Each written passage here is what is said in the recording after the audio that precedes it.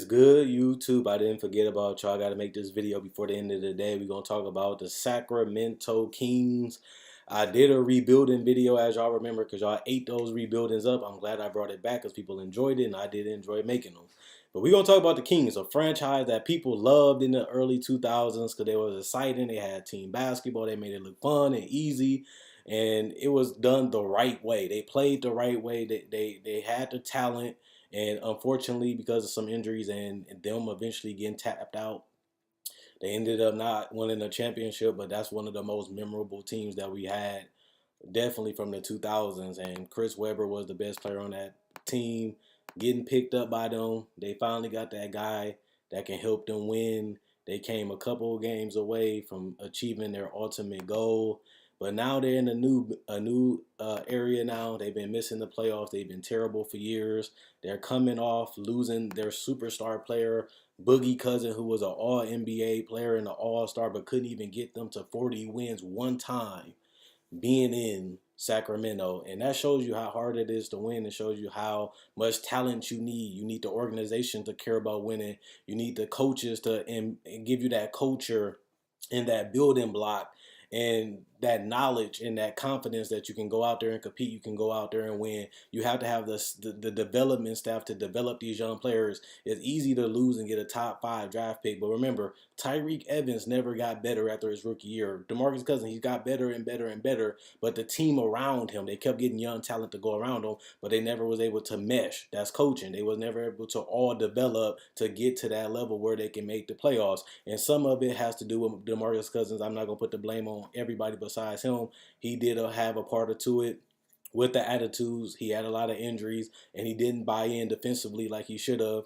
But that is what it is we're talking about now. And with the top 5 pick last year in De'Aaron Fox, a guy that a lot of people, he shows confidence. He shows that he can be a great player. He has the speed. He has the athleticism. He hit a couple clutch shots in his rookie year. He became a starter in his rookie year, and we're going to see how he ends up holding on. Can he stay healthy? Will he develop into a superstar player? Will he be a dominant pick and roll player? Can he play off the ball? Can he play with other great players? Even though he did do it in college, it's a different level, different type of egos, different type of personalities when you're going in against in the NBA. So now he had to be that guy. They brought him in slowly. They gave him the position, and now he's that guy. He's the franchise point guard right now. And we want to see how he's going to do. But I want to, as the title said, I want to focus more on Marvin Bagley. He has, to me, more pressure than Fox because nobody that I know and around the NBA knew or expected De'Aaron Fox to come in right away and make an impact. We felt that De'Aaron Fox will develop into that guy. Marvin Bagley is a guy that people say he should have been a #1 pick. He's a consistent scorer. He put up the double-double. He was able to dominate. They didn't win the Kentucky champion. They didn't win the championship, but he showed that he can really go out here and play and dominate the game. And he was the best ready player besides Doncic. And some people feel like Doncic should go #1. Some people feel like Bagley. He felt that he should go #1 like he should. But at the end of the day, I felt like I'm not personally a Bagley guy. And I'm still not even after the draft. I'm going to be at Summer League, like I said before, so I'm going to be able to see him play right then and there and see if he's going to dominate the Summer League like he dominated college. I will say Bagley looked a little bored. He looked like a little uninterested to me. That's just my personal opinion. This is not a fact. That he seemed like the game was too easy. He was dominating people. He really wasn't trying to expand his game. He kept just going left. He really wasn't destroying the competition, but he made his mark and people noticed. But he also didn't really have too many go-to moves for what I've seen too. And he still needs to polish his offensive game and develop some more moves because in the NBA, remember, everybody scouts, everybody prepares for you. So I'm not saying the college people don't do it, but now you're going against people just as big as you, as athletic as you, as long as you, and some of them might even have advantages on you, especially depending on what position he plays and what lineups are out there. It's plenty of centers that's bigger, stronger than him, and there's plenty of power forwards that's bigger, stronger than him. So he's not going to come in here dominating and just embarrassing people. And even if you do, he's playing against mediocre competitors, and he's going to go against championship team. So we're going to see if he can really get this team and be that piece. Because I didn't feel like De'Aaron Fox, as he got drafted, I didn't feel like he was going to be that guy. And Bagley, they saying he's that guy that you can build a team around. And if that's true, he has some good pieces in Willie Cauley-Stein, Skal Labissiere, De'Aaron Fox, Buddy Hield. He has some young talent on his roster that can really help him in the future. And he still got some vets on his team that can show him the NBA, make sure he don't get lost and make him focus on his career. It is some other guys on this roster that I don't believe will be here that long. And worst case scenario, they can actually try to make a trade if Bagley and Fox works out, or even if Bagley shows that he is a star. They wasn't able to get other stars to come play with DeMarcus Cousins, showing you the origins of this team. They had to trade to get a lot of these players, and they could not really even sign a big name free agent to pair up with DeMarcus Cousins, and he was there for years. They have to trade DeMarcus Cousins to get him paired up with AD. Nobody really came to play with DeMarcus, and we're going to see if Bagley is really that franchise guy, if he's that superstar guy. People are going to want to come play with him. People are going to want to stay with him. So we're going to see how Harry Giles develops, how Buddy Hield is. He going to want to stay? Will Fox and him really mesh? Will they be a dynamic duo? A duo is not enough, especially in the Western Conference when you have teams like Houston, who has not just two stars so far, but they have a roster of great talent, and they can always get people to come in because they have that talent in Daryl Morey in the winning organization so far. And then you obviously have the top of the top, which is Golden State with 4 All-Stars on the roster. So that's something that you definitely got to consider. He is playing in the West, and being a number 2 pick, it does come with pressure, and it does come with hype. I feel like he was able to do that in college. He lived up to the pressure, he lived up to the hype, and he dominated the game. But like we all know the game, when you come into the NBA, when you come into Summer League, you're starting at the bottom.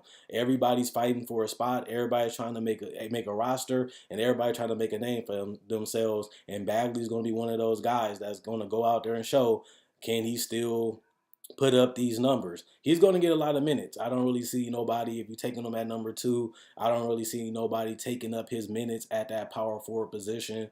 He does need to develop an outside game because he can get predictable. And with Cauley-Stein and Fox, you don't really have enough floor space. And then Buddy Hield can be a little, how shall I say it? He can be a little hot and cold, a little streaky, especially from the outside. Some games he can really tear you up. Some games he can really lack confidence, and it can help his team fail. So knowing that you're going to a team that you might not have that floor spacing, and you can't really do all this bullish stuff like he did in college, it's going to be even tougher. You're going to a team that really needs you, that really is going to depend on you. That can be hard, especially if you're not mentally prepared and you're not focused. Hopefully Zach Randolph stays around to really help mentor this guy. They have a similar type of game, low to the ground game, and likes to finish close to the basket, not really outside shooters. And if that does happen, Zach Randolph was one of the All-Stars in the Western Conference, and he had helped them get to a Western Conference Finals in Memphis. So he knows about winning, and he knows how the game goes because he came out of high school and he had to get prepared hard. I mean, he had to get prepared in the NBA the fast way too because he was a young player. So he can really relate to Marvin Bagley being the one and done is basically what I'm saying. So at the end of the day, we're definitely going to see what happens with Bagley. Like I said, I'm not high on him. I'm not the biggest fan, but he does have some talent on his roster. It's going to be a rough couple of years. Can he stay mentally locked in and mentally focused, going through the losing, going through the frustration? Remember, these guys come on winning high school teams. He was on one of the Division I biggest programs, had one of the biggest coaching and teammates in the game and in college. He's going all the way to the bottom. Not as much talent, not as much floor spacing, no other star to really help him, no other superstar to make the job easier, no other real helper. Like De'Aaron Fox is still developing himself. He don't really have that one guy like Devin Booker can help out Aiden. He don't have that guy on his roster. And it's going to be really tough for him to get up every day and go out there and sacrifice his body for this Sacramento team.